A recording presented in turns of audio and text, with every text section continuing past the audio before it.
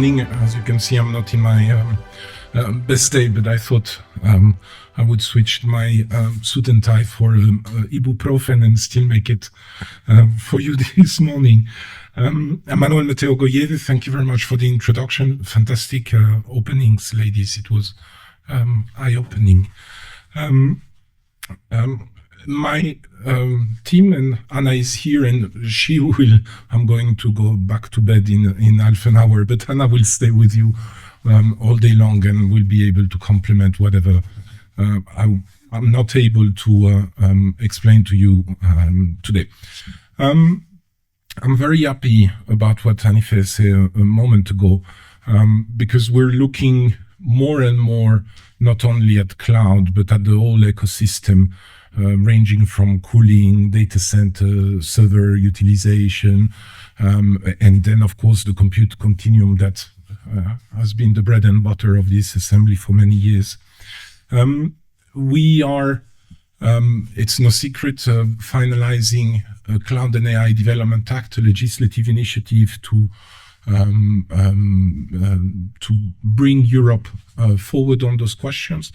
And those are some of the premises and the background situation that we're facing. Those are figures of how quickly data center footprint is growing in the world. Those are figures that I've been using for the last year. As of next week, we will have our study that we're conducting in parallel complementing this. I'll come back to it in a second.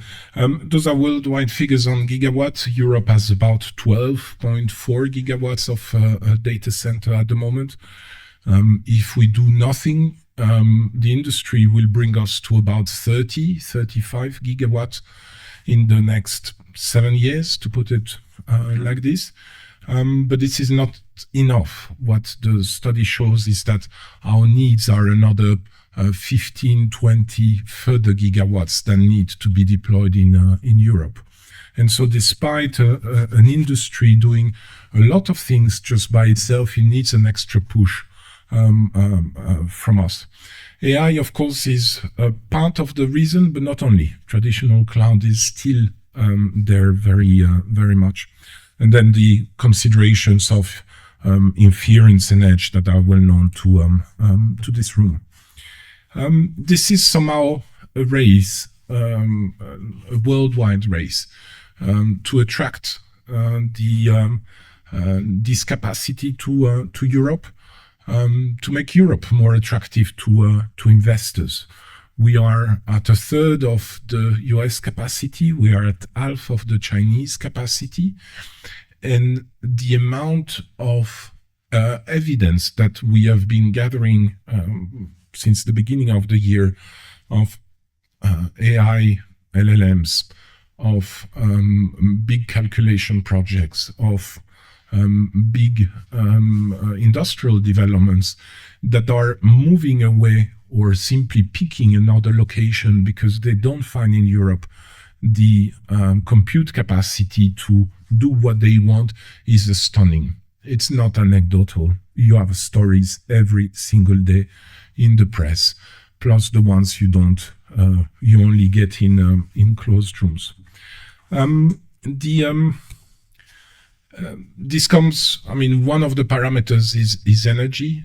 The data center industry has done a tremendous improvement over the last 15 years to improve itself in energy efficiency, but they're getting to the limits, and so the energy growth, which was only at 1 or 2%, is rather expected to grow. This is a lot of energy. Interestingly, this is often taken in the press as a major concern for data center development. It's actually quite smaller than the electrification of industry or the electrification of mobility. But still, it is a key element. I'm not surprised that Sweden indeed is good at that, but prices, energy is scarce, and prices are higher in Europe, making it more difficult to attract investors. So there is if you want an optimization to be found. The beauty of data centers is that it can provide flexibility services back to the grid. They can act as a frequency peak shaver. They have typically very large UPS systems that can be used by grid operators, and they have a very flat demand in terms of electricity, which makes them providers of stability to the grid. Of course, this is all for the mechanical engineers, cooling engineers, but the other part on which we are really looking at is what should Europe do about its data, and in particular the one for highly critical use cases. You mentioned extensively the word of sovereignty, depending on the context and what people are looking at. The words of resilience, operational autonomy come in very strongly, and this is something we are looking at. In the early spring of this year, the Commission put forward the AI Continent Action Plan. You have here the 5 pillars on which it is, relies. On the capacity front, there's a part that Anife already quoted, the AI factories and AI gigafactories. This is the public funding, public investment into capacity, but it's only funding. What we want in addition to do is to modify the rules to make life easier for private investors. 3 pillars have been guiding our action. You see them here on screen. I'll say a word in my next slide about pillar 1, so I'll skip it for now. I already mentioned the second pillar. We want to at least triple in the next 7 years, and we want to bring Europe to where its needs are by 35. An important point here is not about catching up on the US or on China. We need the capacity we need. It's not about having the same size of machine as the neighbor, but the one that really Europe needs. And today is not the case. Today our data are massively processed outside of the Union, and voila. The autonomy is about creating the right conditions for the industry to strive. The cloud market and the cloud services market, you know the figure quite well, where Europe has a share of 15 to 20% of market share. This is a situation that is not okay. It has been decreasing for a while. It's now stable for a couple of years, but this is something we want to stop and modify. And one of the levers we intend to use is public procurement, because the needs of the public sector are quite particular, because we are patient customers.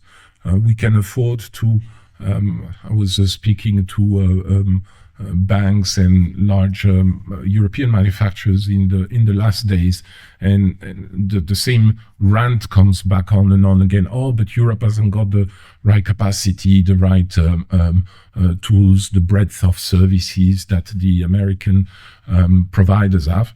Okay, but you're a company that has that is 150 years old. Why don't you take an extra 1, 5, 10 years and develop a small player to match your needs?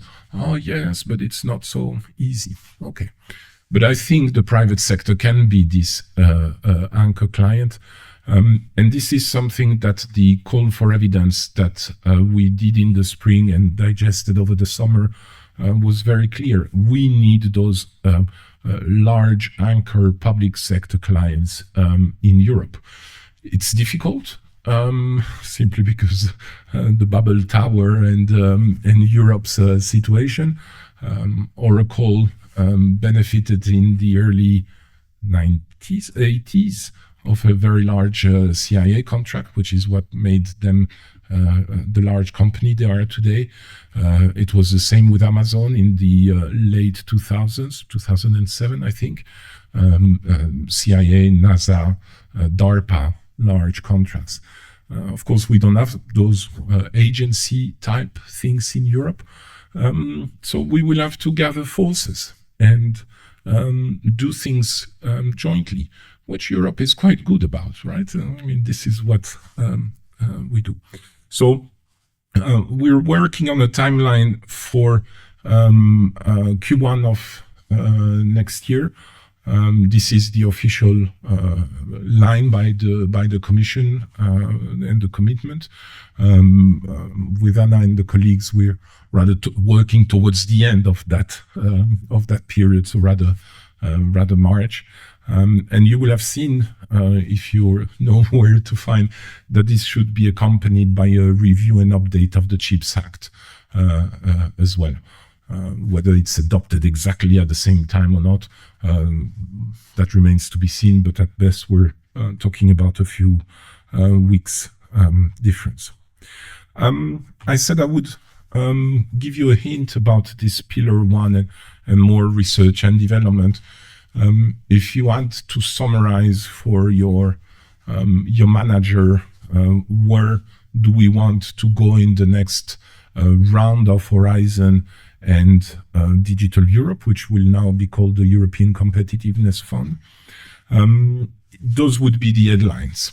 This is completely work in progress, so I'm sharing it with you a little bit to trigger coffee discussions and to grab Anna's attention with those things. A lot of the figures there are as well up for discussion. But in short, the research, development, and innovation is about number one, the software, number two, the hardware, then the deployment, and then the uptake. Maybe a word on the research, development, and innovation, which I think is the core of today's audience. The idea of 100% European autonomy across the stack is to avoid being in a situation where we are today, where not to name them, but some famous virtualization company rising its prices overnight by 2-3 and having everyone struggle in Europe, and I guess many of you in the room. Those are things that leave traces and don't go well. We don't want that anymore. So what are the solutions? This is a question to you. It's more open source, it's more targeted projects, it's larger initiatives, and we work with the Cloud Alliance and the IPSAC is very much in that front. The second point is a complicated one in terms of the figures. We all know that PUE is a very disputed mechanism. It's very sensitive to local climate. When I write here 1.15, it's more a European average than the best in class. It's by no means the only metric. Water, reuse of renewable energy and things like this matter as much. But in terms of grabbing the attention, this is important. And of course, when you speak about PUE, you look at what comes after the one, right? Whether it's 15 or 20 or 25, which is how efficient your cooling is. But no one looks at the one. And the one is this server utilization rate. I don't know the last time you've seen the graphs, but the figures are appalling. When you train an LLM, you manage to have 80-90% of server utilization.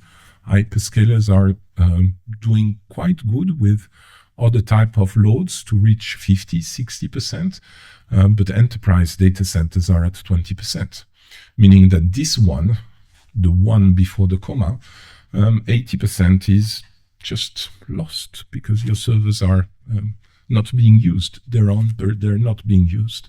And so we think that this is a key metric we need to look at and dedicate efforts so that smaller cloud players, enterprise data center type of investments are not wasted and warming up the world for this.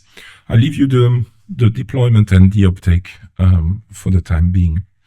I was asked, my colleague Miguel, literally sitting next on the same floor as me next door, couldn't make it later this morning. Ifana and I work on the edge cloud part. He works on the telco of the telco edge part. So he's the telecom guy. I mean, this is a slide that will come as no surprise. They are my colleagues are really working on. It's essentially the team that have been historically developing 3G, 4G, 5G, today 6G, and of course the cloudification of the networks is an essential element they're looking at. Why? Because of course it's a new technology in itself, but as well because it's changing fundamentally how the industry works and operates, and essentially how telecommunications work. So I will not go one by one through the different elements they're working on, not the least because you know them, but maybe just to pick on a word of network as a service is really one of the anchor elements they're looking at. So those are a bit of up to put market figures and challenges. I think the one a bit worrying is the first figure. The ICT market in Europe as a percentage of GDP is going down. In a society which is digitalizing more and more, you would actually expect the opposite. So it means that our digital companies altogether are losing ground. And this is a little bit the premises of what was adopted almost 2 years ago by now, beginning of 2024, which is the 3C networks ecosystem, this vision on a white paper that was subject to a lot of feedback and a public consultation. The conclusions and here of the white paper was to work on different elements, and maybe just to go through the two first ones. This idea of doing large-scale pilots is something that in the meantime we've materialized in work programs. The work program that included this large-scale pilot, the call for it closed some weeks ago. The proposals are being evaluated. I don't know how they're doing. You have a colleague from ADEA. I don't see her now. Okay, she must be shy.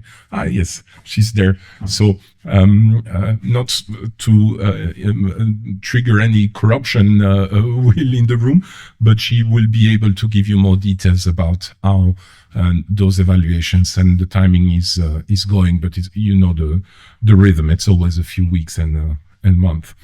Maybe in parallel, a word on the other call that we had at the same time. So this one is led or designed by Anna, but again under evaluation by ADEA, where once again we received like almost 10 times more proposals and requests for funding than what is available. So it shows a vibrant ecosystem.